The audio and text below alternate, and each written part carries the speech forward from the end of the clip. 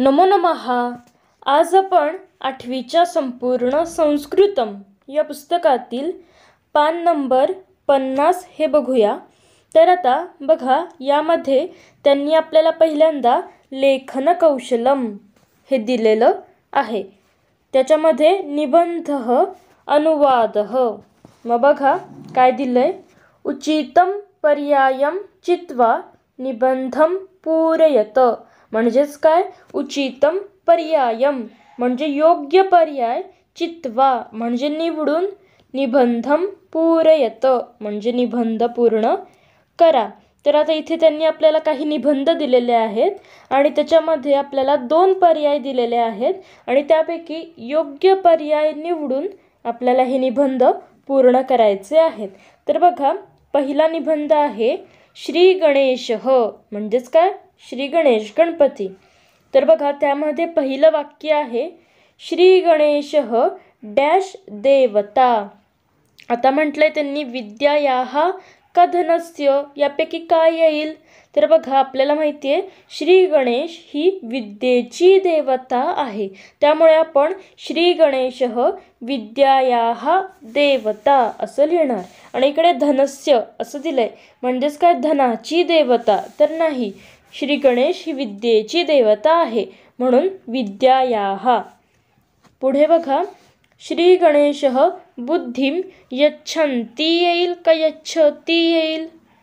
तर बघा, श्री गणेश बुद्धिम यच्छति, कारण की गणपती आपल्याला बुद्धी देतो. आता गणपती एकच आहे म्हणून यच्छति, कारण की बघा इथे हा जो ती प्रत्यय आहे तो एकवचनाचा आहे आणि यच्छन्ति मधला हा अंती जो प्रत्यय आहे तो बहुवचनाचा आहे आणि आपल्याला इथे एकच वचन हवं आहे, कारण गणपती हा एकच आहे म्हणून श्री गणेश बुद्धिम यच्छति. पुढे बघा, श्री गणेशस्य डॅश शंकर. आता शंकर हे गणपतीचे कोण आहेत, तर पिता आहेत, त्यामुळे श्री गणेशस्य पिता शंकर. पुढे बघा, कार्तिकेय अस्य भ्राता अस्ति का नास्ति. आता कार्तिकेय हा याचा भ्राता म्हणजेच भाऊ आहे की नाही, तर आहे. आपल्याला माहिती आहे कार्तिकेय हा गणपतीचा भाऊ आहे, त्यामुळे कार्तिकेय अस्य भ्राता अस्ति. आता अस्य म्हणजे याचा, याचाच म्हणजे कोणाचा, तर गणपतीचा, कारण की आपण हा निबंध गणपतीवर लिहित आहोत म्हणून कार्तिकेय अस्य भ्राता अस्ति. पुढे बघा, डॅश मोदकाः रोचन्ते. आता बघा, आपल्याला माहिती आहे गणपतीला मोदक आवडतात, त्यामुळे आपण इथे रोचन्ते म्हणजे इथे रुचरोच हा धातू आलेला आहे आणि या धातूला चतुर्थीची अपेक्षा असते, म्हणजेच ज्याला आवडते त्याची आपण चतुर्थी विभक्ती करत असतो. आता इथे मोदक कोणाला आवडतात, तर गणपतीला आवडतात म्हणून श्री गणेशाय मोदकाः रोचन्ते असं आपण करणार. कारण की बघा, देवाय याप्रमाणे श्री गणेशाय हे रूप झालंय आणि इकडे हे श्री गणेशाचे रूप षष्ठीचं आहे आणि ते आपल्याला नको आहे म्हणून श्री गणेशाय मोदकाः रोचन्ते. आणि शेवटचं वाक्य डॅश नमः म्हणजेच काय. आता बघा, नमः हे अव्यय आहे आणि तुम्हाला माहिती आहे की नमः या अव्ययाला चतुर्थीची अपेक्षा असते, म्हणून आत्ताच आपण बघितलं श्री गणेशाय ही काय आहे, चतुर्थी आहे म्हणून श्री गणेशाय नमः, कारण गणपतीला नमस्कार असो. म्हणजेच बघा, श्री गणेश हा निबंध आपण पूर्ण केला. श्री गणेश विद्यायाः देवता, श्री गणेश बुद्धिं यच्छति, श्री गणेशस्य पिता शंकरः, कार्तिकेयः अस्य भ्राता अस्ति, श्री गणेशाय मोदकाः रोचन्ते आणि श्री गणेशाय नमः. तसंच पुढचा निबंध बघूया, मम शाला म्हणजेच काय, माझी शाळा. तर बघा, सरस्वती विद्यालयः इति डॅश शाला, म्हणजेच काय, सरस्वती विद्यालय ही माझी शाळा आहे. मग आता आपण इथे काय लिहिणार, मह्यम लिहिणार की मम लिहिणार? तर मम, कारण की माझी शाळा आणि मह्यम म्हणजे मला, तर आपण इथे ममच लिहिणार, कारण माझी शाळा. म्हणजेच सरस्वती विद्यालयः इति मम शाला. पुढे बघा, अहम अष्टमी कक्षायां पठती येईल का पठामी येईल? आता तुम्हाला माहिती आहे, जेव्हा अहम हा करता असतो तेव्हा आपण क्रियापदाला मी हा प्रत्यय लावत असतो, त्यामुळे पठामी येईल. अहम अष्टमी कक्षायां पठामी. पुढे, मम शाला डॅश अस्ति, म्हणजेच नगरे अस्ति का नगरात अस्ति?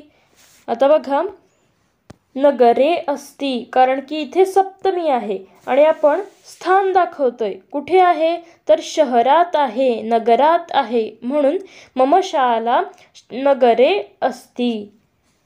पुढे बघा, मम शालायां बहूनि पुस्तकानि विद्यते येईल का विद्यन्ते येईल? आता बघा, माझ्या शाळेमध्ये पुष्कळ पुस्तके आहेत. आता विद्यते हे काय झालं, एकवचनाचं रूप झालं, आणि विद्यन्ते हे बहुवचनाचं आहे. आता पुस्तकंसुद्धा पुष्कळ आहेत, भरपूर आहेत, म्हणून आपण बहुवचनाचं रूप घेणार, विद्यन्ते.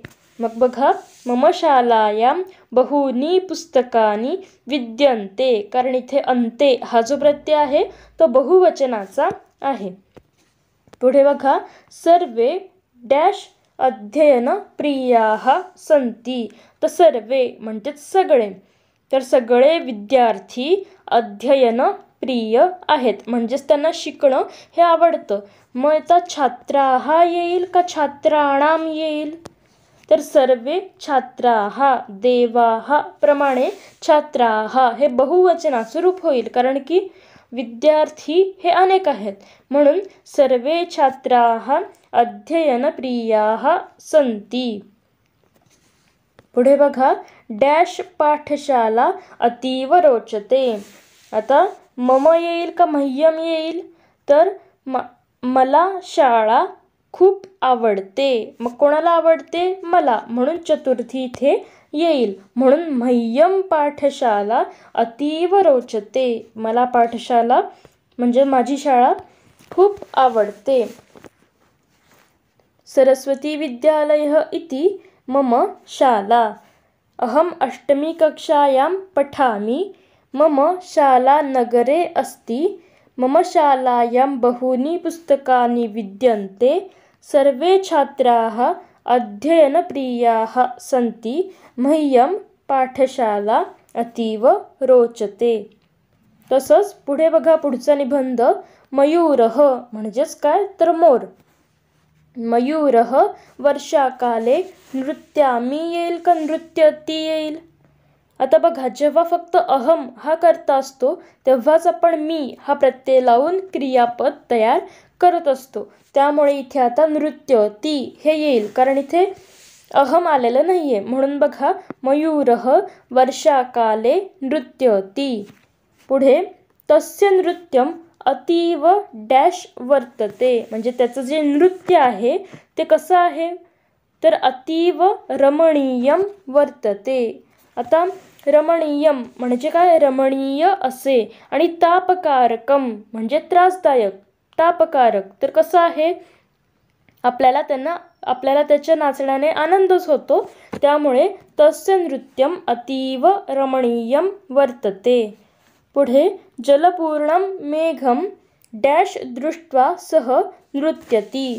जलपूर्णम मेघम म्हणजेच पाण्याने भरलेला ढग, आकाशे दृष्ट्वा सह नृत्यती म्हणजेच काय, पाण्याने भरलेला ढग आकाशात पाहून तो नाचतो, म्हणजे आकाशामध्ये पाहून. आता इथे म्हणून सप्तमी वापरली, कुठे पाहून, आकाशामध्ये पाहून तो नाचतो, आणि ही पंचमी आहे, ही इथे वापरायची नाही आहे, कारण की आकाशामध्ये पाहून तो नाचतो, त्यामुळे मध्ये वगैरे असे आपण जेव्हा म्हणतो तेव्हा आपण सप्तमी वापरतो. पुढे बघा, सह शारदादेव्याः वाहनम अस्ति येईल का नास्ति येईल? आता बघा, तो शारदा देवीचे वाहन आहे, त्यामुळे सह शारदादेव्याः वाहनम अस्ति. तुम्हाला माहिती आहे मोर हा शारदा देवीचे वाहन आहे. पुढे सह डॅश खगः इति प्रसिद्धः. आता तो बघा राष्ट्रीय पक्षी म्हणून प्रसिद्ध आहे. मग राष्ट्रीय खगः असे येईल का राष्ट्रीय खगः असे येईल? कसं येईल? राष्ट्रीय खगः, कारण ही विशेषण विशेष्याची जोडी आहे आणि ज्याप्रमाणे विशेष्य असतं त्याचप्रमाणे त्याचं विशेषण हे असतं, म्हणून राष्ट्रीय खगः. म्हणजेच बघा, मयूरः वर्षाकाले नृत्यति तस्य नृत्यम अतीव रमणीयं वर्तते पूर्णं मेघम आकाशे दृष्ट्वा सह नृत्यति सह शारदादेव्याः वाहनम अस्ति सह राष्ट्रीयः खगः इति प्रसिद्धः. पुढे बघा, संस्कृत भाषा हा निबंध आहे. संस्कृत भाषा अतीव डॅश भाषा. आता प्राचीना भाषा की नूतना भाषा? तर संस्कृत भाषा ही कशी आहे? अतीव म्हणजे अतिशय प्राचीन भाषा आहे, म्हणून संस्कृत भाषा अतीव प्राचीना भाषा. पुढे बघा, डॅश भाषा इति तस्याः ख्यातिः. आता कोणाची भाषा म्हणून तिची ख्याती आहे किंवा प्रसिद्धी आहे? तर देवांची भाषा म्हणून तिची प्रसिद्धी आहे. म्हणून बघा, इथे हे षष्ठीचं बहुवचन आहे. देवानाम हे आपण इथे वापरणार. देवांची म्हणून षष्ठी. देवानां भाषा इति तस्याः ख्यातिः. पुढे ऋग्वेदः, सामवेदः, यजुर्वेदः, अथर्ववेदः च संस्कृतभाषायाः डॅश एव. म्हणजेच ऋग्वेद, सामवेद, यजुर्वेद, अथर्ववेद हे संस्कृत भाषेचे काय आहे? भूषणच आहे. म्हणून आपण इथे भूषणानी एव असं लिहिणार. म्हणजेच हे वेद काय आहेत? संस्कृत भाषेचे अलंकारच आहेत, भूषणच आहेत. पुढे संस्कृत भाषायां बहूनी सुभाषितानी अस्ति येईल का संती येईल? आता सुभाषित पुष्कळ आहेत, अनेक आहेत संस्कृत भाषेमध्ये, म्हणून संती हे बहुवचनाचं क्रियापद आपण वापरणार. कारण की अस्ति हे एकवचनाचं आहे आणि संती हे बहुवचनाचं आहे. पुढे संस्कृत भाषायाः अभ्यासेन वाणी डॅश भवति. आता संस्कृत भाषेच्या अभ्यासामुळे आपली वाणी निर्दोषा का सदोषा भवति. आता निर्दोषा म्हणजेच काय? तर दोष रहित, आणि सदोषा म्हणजेच दोषांसकट किंवा काहीतरी त्याच्यामध्ये दोष असणार आहेत. पण संस्कृत भाषेमुळे आपली वाणी कशी होते? निर्दोष होते, म्हणजे त्याच्यात कोणते दोष राहत नाहीत, म्हणजेच आपण स्पष्ट बोलतो. म्हणून बघा, संस्कृत भाषायाः अभ्यासेन वाणी निर्दोषा भवति. पुढे बघा, संस्कृत भाषा डॅश प्रिया भाषा अस्ति. तर संस्कृत भाषा ही माझी आवडती भाषा आहे, म्हणून आपण इथे मम हे वापरणार. मम येईल का मयी येईल हे त्यांनी विचारलंय, पण माझी आवडती भाषा म्हणून संस्कृत भाषा मम प्रिया भाषा अस्ति. तसंच पुढे बघा, आंबेडकर महोदय. आता डॉक्टर बाबासाहेब आंबेडकर यांवर हा निबंध आहे. तर बघा, भीमराव रामजी आंबेडकर महोदयः भारतीय संविधानस्य डॅश अकरोत. म्हणजे आपल्याला माहिती आहे डॉक्टर बाबासाहेब आंबेडकरांनी भारतीय संविधानाची निर्मिती केली. मग इथे काय येईल? निर्माणम येईल का निर्माणस्य येईल? तर निर्माणस्य ही षष्ठी आहे, मग ती आता इथे येणार नाही. म्हणून भीमराव रामजी आंबेडकर महोदयः भारतीय संविधानस्य निर्माणम अकरोत. बघा, हे भूतकाळी क्रियापद आहे. अकरोत म्हणजेच काय? निर्मिती केली. पुढे महाराष्ट्रे जातः सः म्हणजेच महाराष्ट्रात जन्मलेल्या त्यांनी डॅश अतीव कष्टम अन्वभवत, लहानपणी खूप कष्ट अनुभवले. मग आता लहानपणी, मग आता इथे बाल्याय येईल का बाल्ये येईल? तर बाल्ये, लहानपणी. म्हणून बघा, महाराष्ट्रे जातः सः बाल्ये अतीव कष्टम अन्वभवत. पुढे सः विदेशं गत्वा बॅरिस्टर इति उपाधिम, आता इथे अलभत येईल का अलभत येईल? तर बघा, सह विदेशम गत्वा म्हणजेच त्यांनी विदेशात जाऊन, परदेशात जाऊन बॅरिस्टर इति उपाधिम म्हणजे बॅरिस्टर ही पदवी, ही डिग्री, ही उपाधी मिळवली. आता अलभत हे येईल पहिलं, कारण की बघा लभ हा जो धातू आहे तो आत्मनेपदी धातू आहे. आणि बघा हा पूर्ण त हा जो प्रत्यय आहे तो आत्मनेपदाचा प्रत्यय आहे. पण इथे हलंत त हा जो प्रत्यय आहे तो परस्मै पदाचा प्रत्यय आहे. आणि इथं लभ हा धातू आत्मनेपदी असल्यामुळे आपण आत्मनेपदाचाच प्रत्यय लावणार, त्यामुळे अलभत. सह विदेशं गत्वा बॅरिस्टर इति उपाधिम अलभत. पुढे तदनंतरम सह डॅश प्रत्यागच्छत, त्यानंतर ते स्वदेशी परतले. मग आता इथे काय येईल? स्वदेशम. कारण बघा जिथे जायचे आपण तिथं त्याची काय करतो? द्वितीया, स्वदेशम. तदनंतरम सह स्वदेशम प्रत्यागच्छत. पुढे संस्कृत भाषा एव भारतस्य प्रमुखा डॅश भाषा इति सह अमन्यत, म्हणजेच काय? संस्कृत भाषा हीच भारताची प्रमुख प्राचीन भाषा आहे असे ते मानत असत. मग आता बघा, प्राचीन भाषा असं येईल का प्राचीना भाषा असं येईल? तर प्राचीना भाषा. म्हणून संस्कृत भाषा एव भारतस्य प्रमुखा प्राचीना भाषा इति सह अमन्यत. तर बघा अशा प्रकारे हे निबंध होते आणि ते आपल्याला पूर्ण करायचे होते. पर्यायही त्यांनी दिलेले आहेत आणि त्यातलाच योग्य पर्याय हा निवडायचा होता. तसंच पुढे बघा आपल्याला काय दिलंय? पठत बोधत, म्हणजेच पठत म्हणजेच वाचा आणि बोधत म्हणजे समजावून घ्या. तर आता बघा इथेही राजमुद्रा आहे. बघा, एषा छत्रपती शिवरायस्य राजमुद्रा, ही छत्रपती शिवरायांची राजमुद्रा आहे.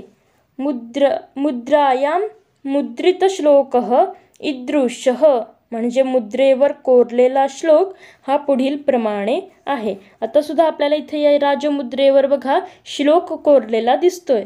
तो श्लोक आपण वाचूया, म्हणूया.